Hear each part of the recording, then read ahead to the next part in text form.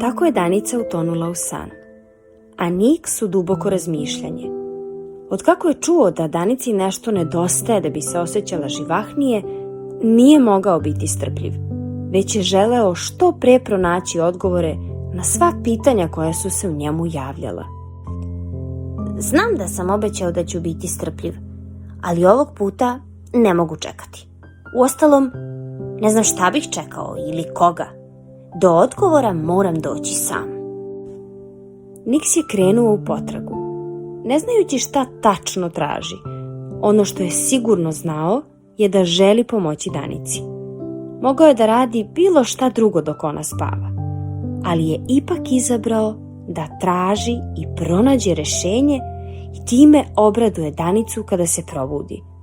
Dok se kretao i razmišljao, posmatrajući prostor oko sebe, primetio je nešto čudesno i neočekivano. Sećate se svih boja od kojih je Niks sačinjen i njegovog raznobojnog sjaja. Ovog puta sa njim se desilo nešto drugačije, potpuno novo i za samog Niksa.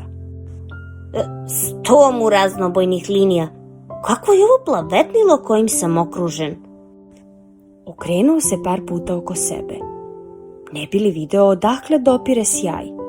Nije bilo ničega osim njega i zvezda u daljini. Odmah mu je bilo jasno da plavetnilo i sijava on. Ovo je prvi put da od svih boja jednu najjasnije vidim. Ne znam zbog čega je tako, ali se nadam da me to može odvesti do onoga za čim tragam. Izgovorivši to, poskočio je od uzbuđenja, a u tom trenutku njegov sjaj je postao zelen. Aha, gle čuda!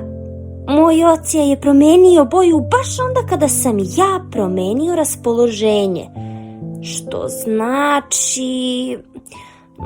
Da, sigurno znači da svaki put kada ja promenim raspoloženje, menjaće se i boja mog ocijaja. Boje su sada za Niksa dobile novi značaj. Kada u buduće bude posmatrao svoj ocijaj, bit će mu jasno koja emocija njime vlada. Kada biste vi mogli svoje osjećanja da obojite, koje bi to boje bile? Niks je bio presrećan zbog toga što je saznao nešto novo o sebi, a sreća je veća kada se podeli sa nekim. On je odmah poželeo da to saznanje podeli sa Danicom, ali pomisao na nju odmah ga je vratila na razmišljanje o problemu u kom se ona našla. Tako rešen da pomogne, nastavio je da se kreće.